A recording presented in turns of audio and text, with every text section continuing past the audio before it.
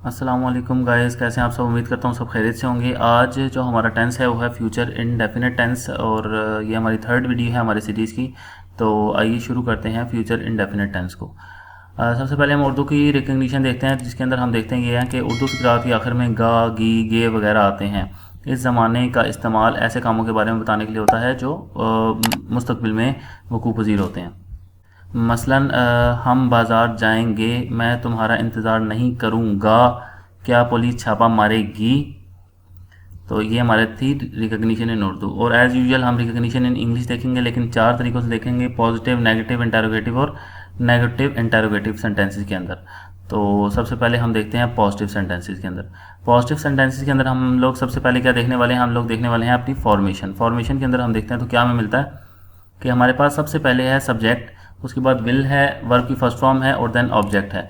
अच्छा, पुराने ज़माने में मतलब ये कि पहले जो क्या किया जाता था, विल के साथ शेल भी लगता होता था, लेकिन काफ़ी अर्सा हो गया है कि इंग्लिश में विल और शेल की जगह अब सिर्फ विल ही लगता है, शेल को ख़त्म कर दिया गया।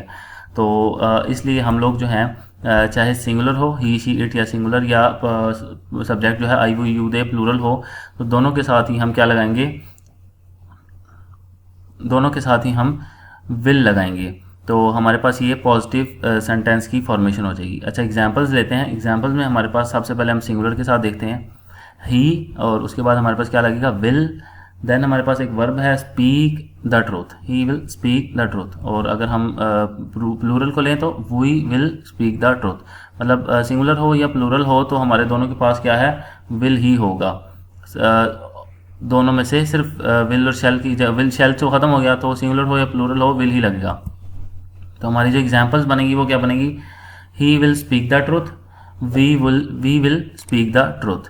तो हमें कोई डिफरेंस नहीं जनरेट करना। और मज़े की बात ये है कि हमारे पास वर्ब की फर्स्ट फॉर्म ही लग रही है, तो हमारे लिए और आसानी है। अच्छा, नेक्स्ट हमारे पास आ जाता है नेगेटिव सेंटेंसेस। नेगेटिव सेंटेंसेस की फॉर्मेशन अगर हम देखें तो क्या हमें मिलता है, हमारे पास सिर्फ विल के साथ एक चीज़ ऐड हुई है, नॉट, तो हम क्या लगाएंगे, विल नॉट। और हमारे same subject will not, verb की फर्स्ट फॉर्म और ऑब्जेक्ट। एज यूजुअल हमारे पास क्या है, दो सब्जेक्ट्स हैं, ही शी इट और सिंगुलर, और आई हुई दे यू और प्लूरल, और दोनों के साथ हम क्या लगाएंगे, विल नॉट लगाएंगे। अगर हम एग्जांपल्स की तरफ जाते हैं तो एग्जांपल्स में हमारे पास सबसे पहले आ जाता है शी विल नॉट टीच। ठीक है, शी है, सिंगुलर के साथ हमने क्या लगाया, विल नॉट, और वर्ब की फर्स्ट फॉर्म लगा दी। और अगर हम प्लूरल के लिहाज से देखें तो दे विल नॉट टीच। तो हमारी जो एग्जांपल्स बनेगी वो बनेगी शी विल नॉट टीच और they will not teach. Next हमारे पास आ जाता है इंटरोगेटिव सेंटेंस। इंटरोगेटिव सेंटेंस की फॉर्मेशन वैसे ही सिंपल चल रही है। हमने क्या करना है, जो हमारा जो विल था वो उठ के कहाँ चला जाएगा, सबसे सेंटेंस के पहले चला जाएगा।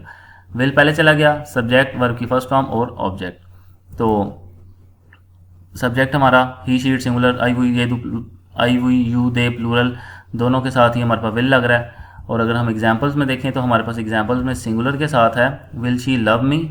ये ऐसा वैसे बिहेव कर रहा है जैसे वो पूछ रहा है कि क्या ये मुझसे प्यार करती है। अच्छा, will she love me, will they love me.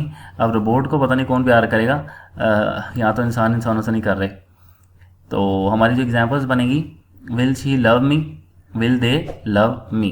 तो ये बहुत ही सिंपल सा हमारे पास फ्यूचर इंडेफिनिट है, जिसके अंदर अब हम देखने वाले हैं नेगेटिव इंटरोगेटिव सेंटेंस को। नेगेटिव इंटरोगेटिव सेंटेंस के अंदर क्या आ जाता है, विल सब्जेक्ट नॉट, ये सिर्फ नॉट इजाफा हुआ है, सारा इंटरोगेटिव, लेकिन नेगेटिव इंटरोगेटिव में होने की वजह से यहाँ पे क्या लग गया, नॉट लग गया। तो हमारे पास जो सब्जेक्ट थे वो दो तरह से हैं, he she it singular, I you they plural. और जो हमारी एग्जांपल्स बनेगी वो क्या बनेगी, will she not love me, will they not love me. वैसे मिनियन को तो सभी लव करते हैं। तो ये हमारी जो एग्जांपल्स थी पॉजिटिव, नेगेटिव इंटरोगेटिव और नेगेटिव इंटरोगेटिव के अंदर। तो अब हम बारी बारी एक दफ़ा सबको दोबारा देख लेते हैं। ये हमारे पास है पॉजिटिव की, सब्जेक्ट है विल, वर्ब की फर्स्ट फॉर्म और ऑब्जेक्ट। नेगेटिव में क्या होगा, विल नॉट आ जाएगा, नॉट का इजाफा हो जाएगा। और इंटरोगेटिव में क्या होगा, विल सब्जेक्ट से पहले चला जाएगा। और नेगेटिव इंटरोगेटिव में विल के बाद नॉट लग जाएगा, विल सब्जेक्ट नॉट, वर्ब की फर्स्ट फॉर्म और ऑब्जेक्ट। तो ये बहुत ही सिंपल सा फ्यूचर इंडेफिनिट टेंस था। मिलते हैं आपसे नेक्स्ट वीडियो के अंदर। उम्मीद है आप लोगों को पसंद आई होगी वीडियो पसंद आई है तो लाइक करें, अगर नहीं पसंद आई तो डिसलाइक लाजमी करें और बताएं कि क्या इंप्रूवमेंट है। बाय द वे मुझे कमेंट्स में काफ़ी चीज़ें मिलती हैं और थैंक्स फॉर कमेंटिंग कि आपको जो जो चीज़ें अच्छी नहीं लगती, मैं उम्मीद करता हूँ कि मैं उस पर वर्किंग करूँगा और आप लोगों کے جو مسئلے مسائل ہیں ان پہ ورکنگ کروں گا. Thanks for watching. Take care. اللہ حافظ.